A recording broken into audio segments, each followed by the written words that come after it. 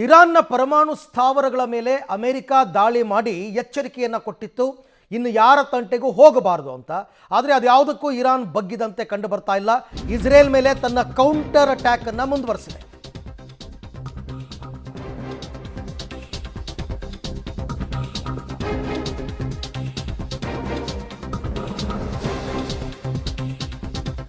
America ದಾಳಿ ಬಳಿಕ Israel ಮೇಲೆ ಈಗ ಇರಾನ್ ಕೌಂಟರ್ ದಾಳಿಯನ್ನು ಆರಂಭ ಮಾಡಿದೆ. ಟ್ರಂಪ್ ಎಚ್ಚರಿಕೆ ಕೊಟ್ಟಿದ್ರು, ಆದರೂ ಕೂಡ ಲೆಕ್ಕಿಸದೆ ಇಸ್ರೇಲ್ ಮೇಲೆ ಇರಾನ್ ಅಟ್ಯಾಕ್ ಅನ್ನು ಮಾಡಿದೆ. ಇಸ್ರೇಲ್ ಮೇಲೆ ಸುಮಾರು 50 ಮಿಸೈಲ್ಗಳಿಂದ ಇರಾನ್ ದಾಳಿಯನ್ನು ಮಾಡಿದೆ. ಟೆಲ್ ಅವೀವ್ ಅಂದರೆ ಇಸ್ರೇಲ್ನ ರಾಜಧಾನಿ ಹಾಗೂ ಜೆರುಸಲೇಂ ಎರಡೂ ಕಡೆ ಭಾರೀ ಸ್ಫೋಟದ ಸದ್ದು ಕೇಳಿಬಂದಿದೆ. ಇಸ್ರೇಲ್ನ ಹೈಫಾ ನಗರದ ಮೇಲೆ ಇರಾನ್ ಕ್ಷಿಪಣಿ ದಾಳಿಯನ್ನು ನಡೆಸಿದೆ. ಇಸ್ರೇಲ್ನಲ್ಲಿ ಹಾಗೆ ನೋಡೋಕ್ಕೋದ್ರೆ ಏರ್ ಡಿಫೆನ್ಸ್ ಸಿಸ್ಟಮ್ ತುಂಬ ಚೆನ್ನಾಗಿತ್ತು, ಬಟ್ ಈಗ ಅದನ್ನು ಮೀರಿ ದಾಳಿಗಳು ನಡೀತಾ ಇದೆ. ಹಾಗಾಗಿ ಕ್ಷಿಪಣಿಗಳು ಇಸ್ರೇಲ್ ನೆಲದ ಮೇಲೆ ಬೀಳ್ತಾ ಇದೆ. ಇಸ್ರೇಲ್ನ ಹೈಫಾ ನಗರದ ದೃಶ್ಯವನ್ನು ತಾವೀಗ ಗಮನಿಸ್ತಾ ಇದ್ದೀರಾ. ಕಟ್ಟಡಗಳೆಲ್ಲ ಕ್ಷಿಪಣಿ ದಾಳಿಯಿಂದ ಹೇಗಾಗಿದೆ ಅಂತಕ್ಕಂಥದ್ದನ್ನು ನೋಡ್ತಾ ಇದ್ದೀರಾ. ಇನ್ಫ್ಯಾಕ್ಟ್ ಇವರು ಹಮಾಸ್ ಮೇಲೆ ಯುದ್ಧ ಮಾಡಬೇಕಾದ್ರೆ ಅಂಥ ದೊಡ್ಡ ಅನಾಹುತಗಳು ಇಸ್ರೇಲ್ನಲ್ಲಿ ಆಗಿರಲಿಲ್ಲ.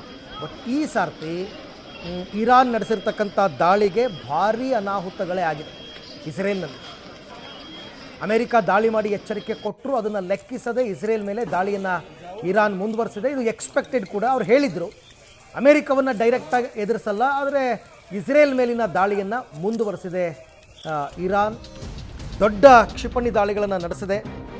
ಇಸ್ರೇಲ್ ನಗರದ 10ಕ್ಕೂ ಹೆಚ್ಚು ಸ್ಥಳಗಳ ಮೇಲೆ ಇರಾನ್ ದಾಳಿ ಮಾಡಿದೆ. ಬ್ಯಾಲಿಸ್ಟಿಕ್ ಕ್ಷಿಪಣಿಗಳನ್ನು ಬಳಸಿ ದಾಳಿ ನಡೆಸಿದೆ ಇರಾನ್. ಅಂದರೆ ದೊಡ್ಡ ಪ್ರಮಾಣದ ಅಟ್ಯಾಕ್ ಅಂತ ಅರ್ಥ.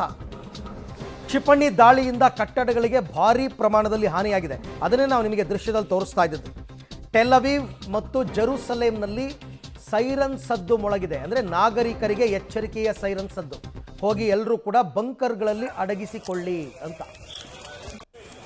ಅಲ್ಲಿ ಸೈರನ್ ಸದ್ದು ಬಂತು ಅಂತಂದರೆ ಡೇಂಜರ್ ಅಂತ ಅರ್ಥ. ನೋಡಿ, ದೃಶ್ಯದಲ್ಲಿ ಕಟ್ಟಡಗಳಿಗೆ ಯಾವ ಪ್ರಮಾಣದಲ್ಲಿ ಹಾನಿಯಾಗಿದೆ ಅನ್ನೋದನ್ನು ಎರಡು ದೃಶ್ಯಗಳಲ್ಲಿ ತಾವು ಗಮನಿಸ್ತಾ ಇದ್ದೀವಿ. ಒಂದು ಹೈಫಾ ನಗರ, ಮತ್ತೊಂದು ಕಡೆ ಸೈರನ್ ಸದ್ದು ಕೇಳಿಸ್ತಾ ಇರ್ತಕ್ಕಂಥದ್ದು. ಸೊ ಅಲ್ಲಿಗೆ ಇಸ್ರೇಲ್ನಲ್ಲೂ ಕೂಡ ಪರಿಸ್ಥಿತಿ, ತುರ್ತು ಪರಿಸ್ಥಿತಿ ಘೋಷಣೆಯಾಗಿದೆ. ಯಾಕೆ ಅಂತಂದರೆ ಮೇಲಿಂದ ಮೇಲೆ ಇರಾನ್ನವರು ಕ್ಷಿಪಣಿ ದಾಳಿಯನ್ನು ನಡೆಸ್ತಾ ಇದ್ದಾರೆ. ಬ್ಯಾಲಿಸ್ಟಿಕ್ ಕ್ಷಿಪಣಿಗಳನ್ನು ಬಳಸಿ ದಾಳಿಯನ್ನು ಮಾಡ್ತಾ ಇದೆ ಇರಾನ್.